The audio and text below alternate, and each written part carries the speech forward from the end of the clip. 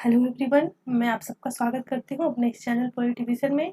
और आज हम लोग कवर कर रहे हैं हायर एजुकेशन सिस्टम यूनिट 10 जो आपका यूजीसी नेट पेपर 1 का है। आज उस यूनिट 10 अर्थात ancient education system in India के तहत हम लोग कवर करेंगे तक्षशिला विश्वविद्यालय को, जो बहुत ही इम्पोर्टेंट है। इससे बार बार क्वेश्चन आपके एग्जाम में पूछ लिए जाते हैं, तो आज हम लोग डिटेल से कवर करेंगे तक्षशिला विश्वविद्यालय को, जो आपका हायर एजुकेशन सिस्टम यूनिट 10 के तहत कवर होगा।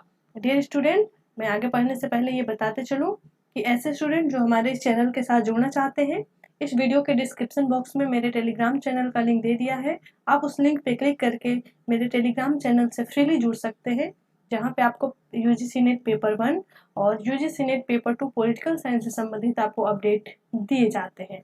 तो चलिए आज हम लोग आज का क्लास शुरू करते हैं। और आज हम लोग जो पढ़ने वाले हैं वो है तक्षशिला विश्वविद्यालय के बारे में। प्रीवियस लेक्चर में हम लोगों ने नालंदा विक्रमशिला विश्वविद्यालय को विजिट किया, उसके बारे में जो भी जानकारियां थी जाने, ताकि बचे हुए समय में हम अपने नॉलेज को इतना कंप्लीट करें कि कहीं से भी कुछ भी सवाल अगर पूछे एंशिएंट एजुकेशन सिस्टम से तो आप क्वेश्चन मिस ना करो। खासकर आजकल बहुत सारे शिफ्ट में एग्जाम होते हैं, तो क्वेश्चन बनने की संभावना तो और भी बहुत ज़्यादा रहती है। और एग्जाम तक्षशिला हो प्राचीन संस्थाओं से पूछे जा रहे हैं, क्वेश्चन पूछे जा रहे हैं, ठीक है।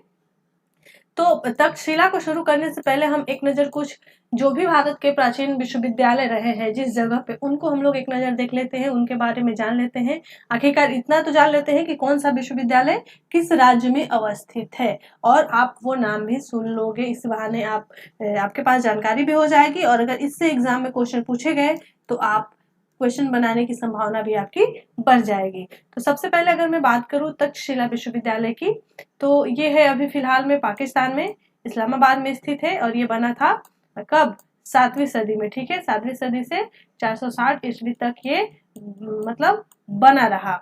दूसरा मैं बात करूं नालंदा विश्वविद्यालय की, तो नालंदा विश्वविद्यालय आधुनिक अभी बिहार में है, पटना के आसपास, ठीक है। और ये 450 ईस्वी से 1193 ईस्वी तक बना रहा, ठीक है।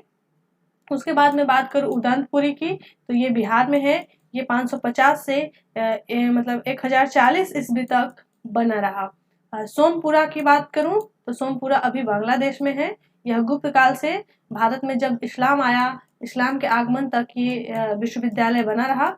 और वहीं पे बात करूँ अगर जगदल्ला की, तो जगदल्ला जो थी वो है पश्चिम बंगाल में। पाल राजाओं के समय इसकी स्थापना की गई थी, और जब भारत में अरब आक्रमण किए थे तब तक इसका अस्तित्व बना था। नागार्जुन कोंडा की बात करूं तो ये आंध्र प्रदेश में है। और वहीं पे विक्रमशिला की मैं बात करूं तो विक्रमशिला भी बिहार में है। ये 800 ईसा पूर्व से 1040 ईसा पूर्व तक बना रहा। बल्लभी आपका गुजरात में है। वाराणसी उत्तर प्रदेश में है। यह 8वीं सदी से आधुनिक काल तक क्या है? शिक्षा का केंद्र बना हुआ है, या तो आप कह सकते हो कि अभी भी है, ठीक है।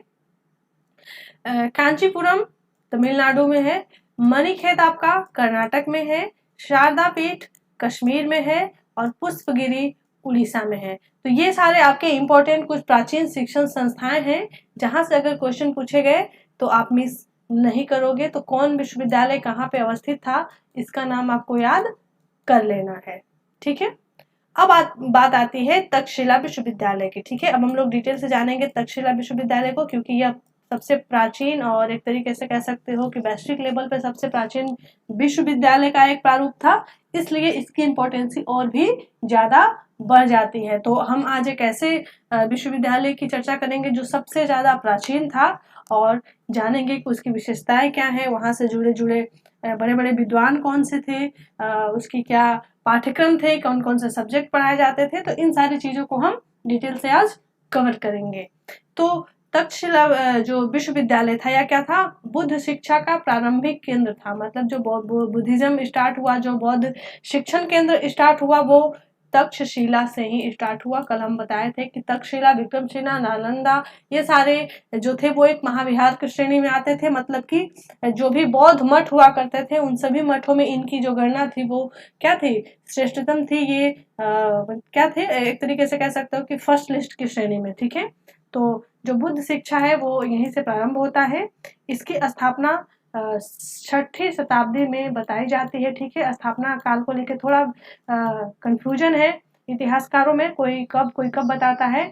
तो लगभग इसकी स्थापना का जो समय है वो है 6ठी शताब्दी में, और साक्ष्य बताते हैं कि 5वीं शताब्दी तक यह शिक्षा का प्रमुख केंद्र जो है बना रहा। इसके समानांतर कोई भी दूसरा विश्वविद्यालय नहीं था। और प्राचीन समय में शिक्षा जो है बहुत सारे जगहों में शुरू नहीं हुआ था। दर्शन की बात करूँ तो दर्शन तो यूनान में था। फिलहाल अभी जो वर्तमान में ग्रीस है वहाँ पे फिलोसफिकल एजुकेशन वहाँ पे इंट्रोड्यूस हुए थे, लेकिन बाकी जगहों में इस तरीके का विश्वविद्यालय का बनना वो असंभव था।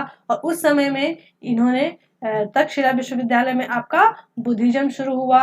ये उसी समय का दौर है जब इस्लाम का उदय होता है, और भी उसके समानांतर कई धर्म का उदय होता है। उस समय ये जो शिक्षा का केंद्र काफी पॉपुलर रहा, काफी मतलब कह सकते हो कि अंतर्राष्ट्रीय स्तर पे रहा। ठीक है, चाणक्य ने अपनी पुस्तक अर्थशास्त्र तक्षशिला में ही लिखी थी। ठीक है, आपको पता है कि अर्थशास्त्र एक बहुत ही महत्वपूर्ण रचना है। ठीक है, तो जो चाणक्य का है, कौटिल्य का है, तो ये जो अर्थशास्त्र है इसकी रचना तक्षशिला में ही की गई थी, इसलिए ये और भी ज्यादा इम्पोर्टेंट हो जाता है। ठीक है, मौर्य सम्राट चंद्रगुप्त और आयुर्वेद चिकित्सक जो चरक थे वो भी तक्षशिला से ही शिक्षा प्राप्त किए थे। ठीक है, जो चंद्रगुप्त थे और चरक थे जो चिकित्सक थे, बहुत बड़े आयुर्वेदाचार्य थे, वो उन्होंने भी तक्षशिला से ही शिक्षा प्राप्त किए थे। ये रहा आपका तक्षशिला विश्वविद्यालय का एक इमेज, आप देख सकते हैं कि पौराणिक समय में ये कैसा था। और अगर अब हम बात करें तक्षशिला विश्वविद्यालय की क्या क्या आखिर विशेषताएं थी, तो सबसे पहले कि तक्षशिला विश्वविद्यालय को क्या बोला जाता है, विश्व का प्रथम विश्वविद्यालय माना जाता है। ठीक है, जो ये तक्षशिला विश्वविद्यालय था, इससे पहले वर्ल्ड में कोई भी यूनिवर्सिटी इसके समानांतर नहीं थी या कोई यूनिवर्सिटी बनी ही नहीं थी। ठीक है, और ये फेमस इसलिए भी है क्योंकि यहाँ पे आचार्य चाणक्य और पाणिनि ने भी शिक्षा प्राप्त की थी। तो जो इतने बड़े व्याकरणाचार्य और अर्थशास्त्र के रचयिता थे उन्होंने इसी विश्वविद्यालय से पढ़े थे। तो आप यहाँ से समझ सकते होंगे कि वो तक्षशिला में मतलब कितनी गुणों का खान था वो, कि इतने बड़े बड़े प्रसिद्ध नीतिचार्य और पाणिनि जैसे जो पुरुष हुए वहां से निकले। तक्षशिला शहर प्राचीन भारत में गांधार जनपद की राजधानी और एशिया में शिक्षा का प्रमुख केंद्र था। अपने समय में तब कहाँ आता था, यह गांधार जनपद में आता था। ठीक है, और एशिया के लगभग सभी क्षेत्रों से यह शिक्षा का क्या हुआ करता था, प्रमुख क्षेत्र हुआ करता था। ठीक है, माना जाता है कि इसकी स्थापना 6ठी से 7वीं ईसा पूर्व के मध्य की गई थी। यहाँ पर भारत सहित चीन के, सीरिया के, ग्रीस के और बेबीलोनिया के छात्र भी पढ़ने आते थे। इस विश्वविद्यालय में कहाँ से आते थे, ग्रीस हो, चीन हो, बेबीलोनिया, हर जगह के छात्र इस यूनिवर्सिटी में शिक्षा ग्रहण करने के लिए आते थे। इस विश्वविद्यालय को गांधार नरेश आरंभिक का राजकीय संरक्षण प्राप्त था। ये अंडरस्टूड है कि चूंकि यह गांधार जनपद में आता था तो वहाँ का जो राजा था नरेश आरंभिक, वो इनका देखरेख करता था, इनका संरक्षण का काम करता था।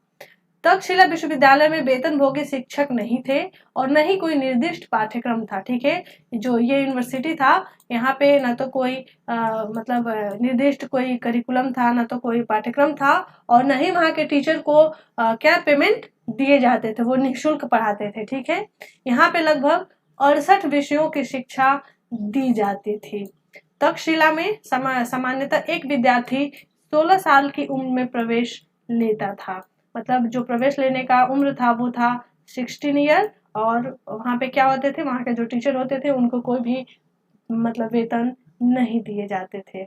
अगर महत्वपूर्ण विषयों की बात करूँ, वहाँ के पाठ्यक्रमों की मैं बात करूँ, तो यहाँ पे क्या क्या सब्जेक्ट पढ़ाए जाते थे, तो यहाँ पे वेद, वेदांत, जीन सूत्र, धम्मपद, अष्टादश विद्याएं, दर्शन भी पढ़ाए जाते थे, व्याकरण होता था, अर्थशास्त्र, आयुर्वेद, ललित कला, हस्त विद्या, पशु भाषा, अश्व विद्या, मंत्र विद्या, युद्ध विद्या, राजनीति, शल्य क्रिया, शस्त्र संचालन, विविध भाषाएं, हस्त विद्या, गणित की शिक्षा दी जाती थी। लगभग सभी सब्जेक्टों से, चाहे वो आयुर्वेद हो, ज्योतिष हो, व्याकरण हो, चाहे फिर वो राजनीति हो, सभी से यहाँ पे एक से एक बड़े दिग्गज यहाँ के क्या यहाँ से मतलब कह सकते हो शिष्यों ने यहाँ पे ख्याति प्राप्त की है। चाहे वो पाणिनि की बात हो, चाहे फिर वो चाणक्य की बात हो, चरक की बात हो, अपने अपने क्षेत्रों में यहाँ पे जो भी शिक्षा दीक्षा दी जाती थी बहुत उस समय के समय में बहुत प्रख्यात होता था। ठीक है, काफी पॉपुलैरिटी उनको हासिल हुई थी। इसके अलावा यहाँ ज्ञान विज्ञान के मामले में शोध कार्य भी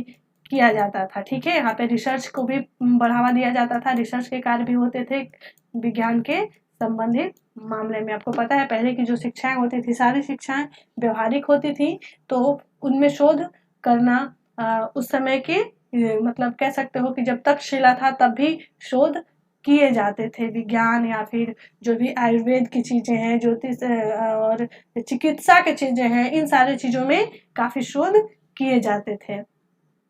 बौद्ध धर्म की महायान शाखा का विकास तक्षशिला विश्वविद्यालय में ही होने का उल्लेख मिलते हैं। ठीक है, आपको पता है कि बुद्धिज्म जो हीनयान महायान में विभाजित है, तो महायान जो ब्रांच है उसका विकास जो है माना जाता है कि तक्षशिला विश्वविद्यालय से ही हुआ है। यहाँ पर बुद्ध काल में कौशल नरेश प्रसेनजित, ठीक है, और कुशीनगर के बंधुलमल, वैशाली के महाली, मगध के नरेश बिंबिसार और प्रसिद्ध राजवैद्य जीवक, एक अन्य चिकित्सक कौमार भीड़ तथा परवर्ती काल में चाणक्य, वसु बंधु इसी प्रसिद्ध विश्वविद्यालय के छात्र रहे थे। मतलब न सिर्फ चाणक्य का तो नाम आप लोगों ने सुना है, पाणिनि का नाम सुना है, इसके अलावा यहाँ के जो राजा भी थे जैसे नरेश प्रसेनजित हो गए, बंधुलमल थे, महाली थे, राजवैद्य एक हुआ करता था, जीवक बहुत पॉपुलर ये चिकित्सक था ये, या फिर नरेश बिंबिसार, ये सारे बौद्ध धर्म से संबंधित थे। ये सभी राजाओं ने भी इसी विश्वविद्यालय में शिक्षा ग्रहण किया था। तो ये नाम भी आपके एग्जाम के पॉइंट ऑफ व्यू से बहुत इंपॉर्टेंट है और इसको आप लोग देख लीजिएगा। अगर इससे संबंधित कुछ और महत्वपूर्ण हम फैक्ट की बात करें तो तक्षशिला विश्वविद्यालय की खोज जो है 1863 में जनरल कनिंघम ने यहाँ पे आके खंडहरों को जांचा और इसके बाद खोज निकाला। इसके बाद 1912 से 1929 तक सर जॉन मार्शल ने इस स्थान पर खुदाई की और प्रचुर और मूल्यवान सामग्री को खोजकर इस नगरी की वैभवता को प्रकट किया। ठीक है, 1863 के बाद 1912 में जॉन मार्शल ने यहाँ पे खुदाई की और यहाँ पे मूल्यवान सामग्रियों का होने का या इसके बारे में ज़्यादा जानकारी दी लोगों को। और माना जाता है कि 6वीं सदी के अंत में अरब और तुर्क के मुस्लिम आक्रांताओं ने इस विश्वविद्यालय और नगर का विध्वंस कर दिया। ठीक है, तो इस तरीके से जो तक्षशिला यूनिवर्सिटी है इसका विध्वंस हो जाता है, इसका पतन हो जाता है। ठीक है, तो क्योंकि ये बहुत पुराना था और चूंकि आप समझ पा रहे हैं कि उस समय में यह एशिया का एकमात्र शिक्षण केंद्र था, विश्व का सबसे प्राचीन विश्वविद्यालय था, तो जो और भी राजा थे जो इसके समानांतर जो भी धर्म थे उनको बहुत बड़ा झटका लगता था, उनके प्रचार प्रसार में उनको दिक्कत होती थी। बुद्धिज्म जो था बहुत तेजी से फैल रहा था। ठीक है, तो इस वजह से जो भी आक्रमण हुए अरब और तुर्क के और मुस्लिम के, वो सारे मुस्लिम ने इस विश्वविद्यालय को विध्वंस करने का काम किया, ऐसा साक्ष्य बताते हैं। तो इस तरीके से तक्षशिला विश्वविद्यालय का विध्वंस हो जाता है। तो यहाँ आज हम लोग कुछ इम्पोर्टेंट डेटा को जाने जो तक्षशिला यूनिवर्सिटी से जुड़े हुए हैं। आई होप कि आपके एग्जाम के पॉइंट ऑफ व्यू से ये डेटा आपको बहुत ज़्यादा मदद करेगा। आज के लिए बस इतना ही, फिर हम लोग नए टॉपिक के साथ मिलेंगे।